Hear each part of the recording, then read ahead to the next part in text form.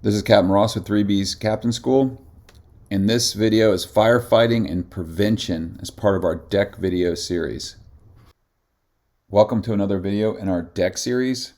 In this video, we're going to cover firefighting and prevention. So our objectives, we want to state the initial procedures to follow for an explosion in or fire aboard your vessel, state the basic fire chemistry, state the classes of fire, describe how a fire spreads, describe best practices for preventing a fire explosion, state fire extinguishing agents and the best way to extinguish a fire, describe how to properly deploy a fire extinguisher. All right, initial actions for fire and/or explosion. Obviously, a fire explosion on board your vessel constitutes an emergency. Shortly after fueling, when vapors gather in closed compartments, is the most dangerous time for fires or explosions. When you see, smell, or hear a fire, sound the fire alarm immediately to warn passengers and crew. Call for help. Mayday, mayday, mayday. Be prepared by running drills with your crew and make sure they have the proper equipment and that equipment's in good condition. So just a quick review. We want to sound the alarm. We want to secure the source of the fire if we can. Up to electrical circuit, a fuel valve, etc. Initially, we want to try to isolate the fire if possible. So let's say it's in the engine room. We want to shut the hatches and keep the fire contained inside that engine room. And then we want to use the proper extinguishing agent if it's available. For instance, we want to use CO2 for a Charlie fire or an electrical fire so that we don't cause further damage or risk electrical shock.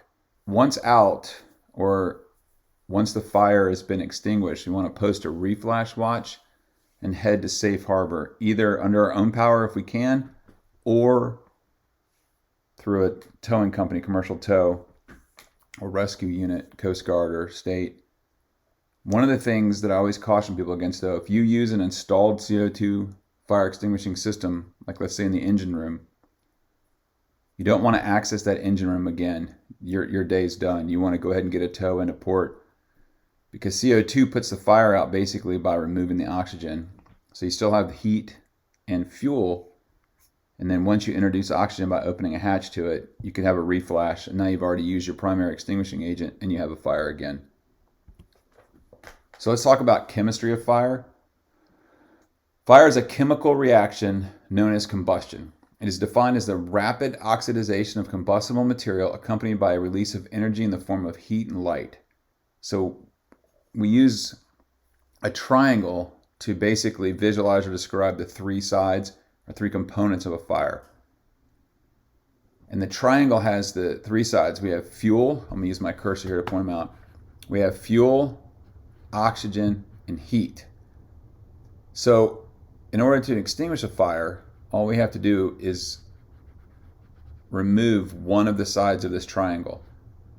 If we can remove the fuel, so a Charlie fire, if we can turn off the circuit for the electricity, remove the oxygen. If it's in an engine room and we have an installed CO2 system that's activated, it's going to remove the oxygen. Heat, which is the most effective way to extinguish a fire. If you can remove the heat, the fire won't reflash. We remove the heat basically with water. And removing the heat is the most effective way of extinguishing a fire, and water is the most effective way of removing the heat. All right, so we have classes of fire. There's 4 basic classes of fire. The first is Class A fire, and that involves common combustible materials. Fuel sources within this class include wood and wood-based materials, cloth, paper, rubber, and some plastics. Class B fire involves flammable or combustible liquids, flammable gases, greases, or other similar products. Fuel sources in this class include petroleum products, so gas and diesel. A Class C fire involves energized electrical equipment, conductors, or appliances. And a Class D fire involves combustible metals. Fuel sources in this class include sodium, potassium, magnesium, and titanium. An example of a Class D fire you could potentially have on your vessel is they use magnesium in flares.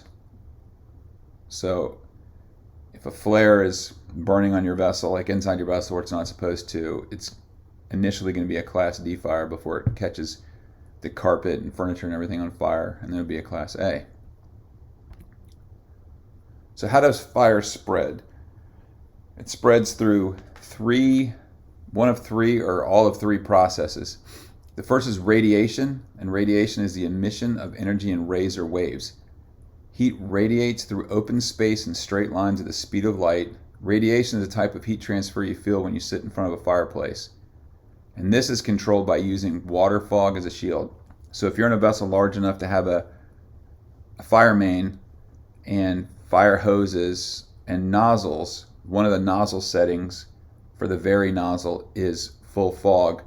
And if you're going into a space that's really hot and the heat's radiating from the fire, you put that on full fog, put it in front of you, and it kind of builds a cooling wall of water in front of you as you progress through the space to try to determine, either put the fire out or determine where it's coming from or secure the space. The second is convection, and that's the transfer of heat by the physical movement of hot masses of air. As air is heated, it expands, becoming lighter than the surrounding air, and it rises. It is controlled by setting fire boundaries.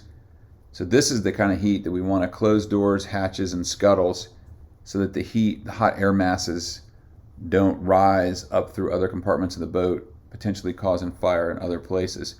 Because remember the three components of fire: heat, fuel, and oxygen. So if I leave a hatch open to a space that's on fire, and a large mass of hot air escapes through that hatch into the compartment above it, there's oxygen in that compartment, and there's paper, furniture, carpet, fuel in that compartment. So the fire can spread pretty easily if allowed to have communication with other spaces around the space that's on fire.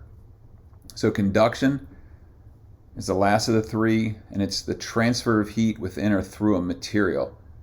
So on a boat, the engine room bulkhead may conduct heat from a fire to the steering compartment. It is controlled by removing the fuel and or cooling the material. So example, engine room's on fire, and the bulkhead back to aft steering has machinery or insulation or something on the bulkhead that is flammable. That heat conducts through the bulkhead and can get hot enough to catch those materials on fire. So I can either pull the materials off the bulkhead and aft steering, or I can use a water hose and cool the bulkhead, the common bulkhead between the engine room, which is on fire, and the aft steering, so that nothing in aft steering catches on fire. So we have the three way that heat transfers: radiation, convection, and conduction. All right, let's talk a little bit about fire prevention.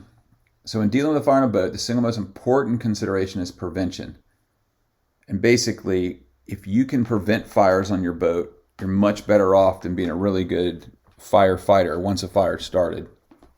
So during boat and equipment checks, all systems must be inspected, including the fuel, oil, and wiring systems. Any discrepancies must be corrected at times discovered. So if you're doing an inspection on your boat, or just starting your boat up and you noticed a problem, leaking fuel, leaking oil, or bare wiring, you need to correct those discrepancies, because this is a commercial vessel. You have passengers for hire that are depending on your professionalism for their safety. So we have to correct these as we find them. So here's a couple of good fire prevention measures and practices you should have aboard your vessel. You want to keep oil and grease out of bilges. So a lot of diesel engines leak oil, and if yours is one of those, you just have to clean it up every day. Identify and correct any sources of fuel or oil leaks. Clean up any spilled fuel or lube oil immediately and properly dispose of it ashore. Stow cleaning materials off the boat. Keep all areas free of waste material, and use proper containers for flammable liquids. You also want to be always on the alert for suspicious odors or fumes, and vent all spaces thoroughly before starting your engines. Let's talk about spontaneous combustion. And it's an often overlooked cause for fire aboard a boat. Many common materials are subject to this dangerous chemical reaction.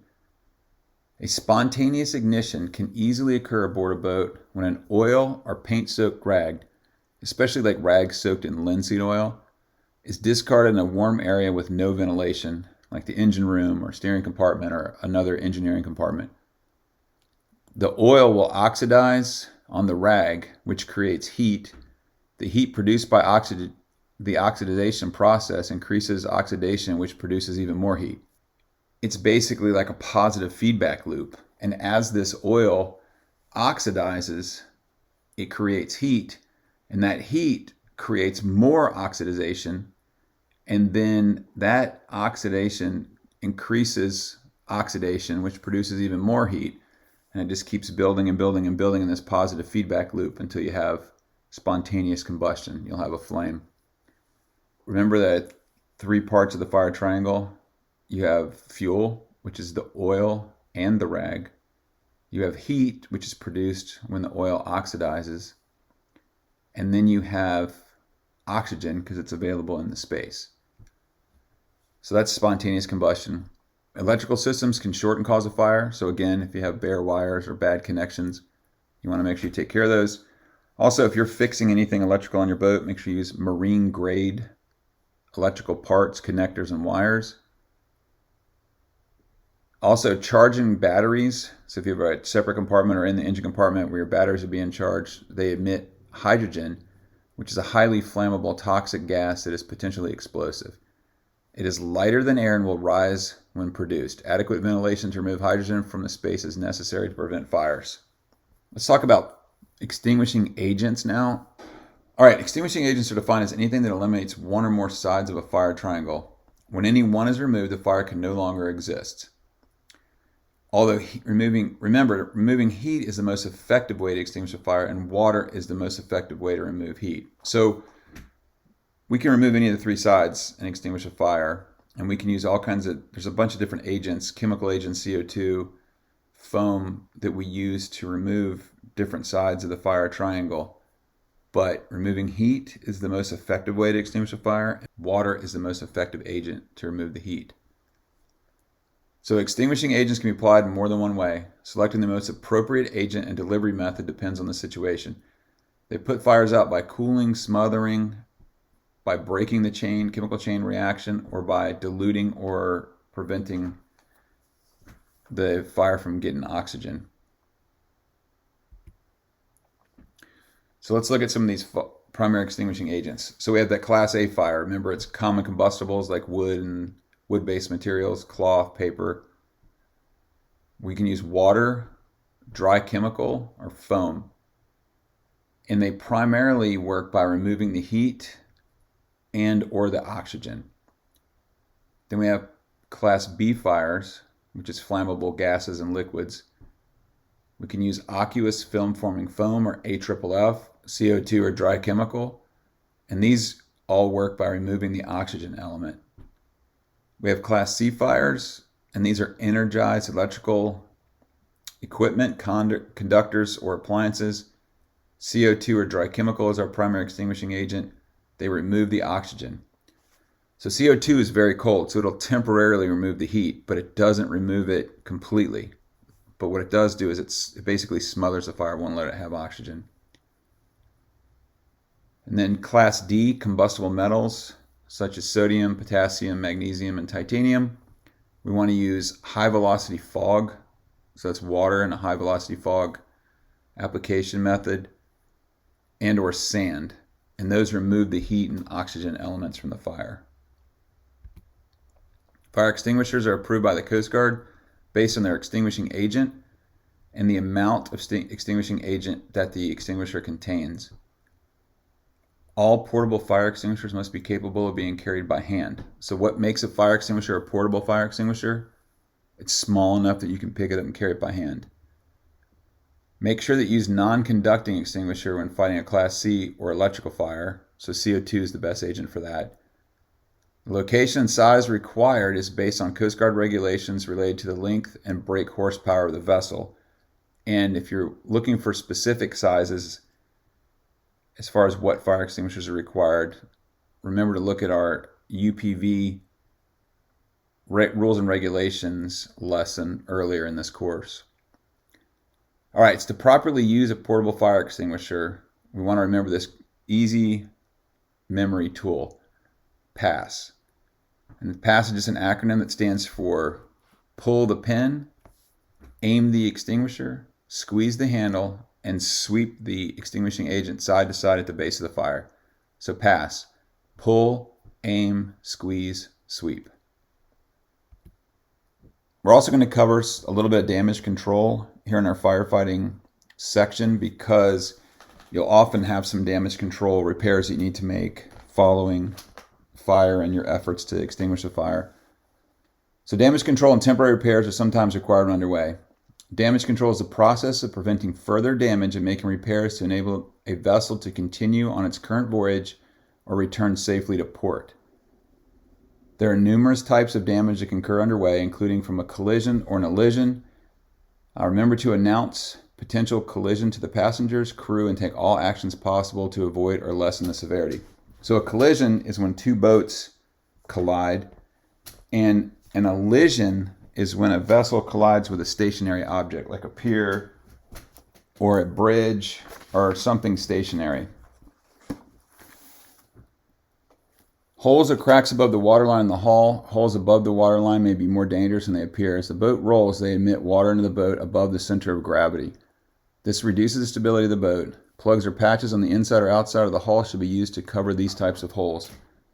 On wooden vessels with leaks between the planks, caulk can be used as a temporary repair to stop the leaking. So down here I've got a couple diagrams of some different patches. Here's a hole above the water, and basically these aren't as dangerous as a hole below the waterline, but you can still get yourself in a lot of trouble. As the wave action comes by and smacks the hull of the boat, it might put water in, which can make the boat list over to that side, exposing that hole to be under the waterline, or just rocking the boat. Each time the boat rocks down, it could pick up some water. So this is a basic patch right here, a plug. They put it in and there's a piece of line attached to it, which is tied off to a structural member inside here to kind of hold that plug in place. So they went on the outside, put the plug in, and then tied it off on the inside to hold it in place. And here's an example of a box patch that's been put on and shored up somewhere inside, and that's basically keeping that water from coming in the hull. Remember, when you're patching something up as far as damage control, we're just making a temporary repair. So we're just trying to get to a point where we can reduce the amount of water coming into the boat to less than the amount of water that we can pump out. And as long as we're pumping out a little bit more than we're taking on, we can get ourselves to shore, safely to shore. So you could also get a leak from a broken pipe. So the first thing you want to do, if you can, is you just want to secure the closest valve to keep the water or whatever the liquid is from going through the pipe.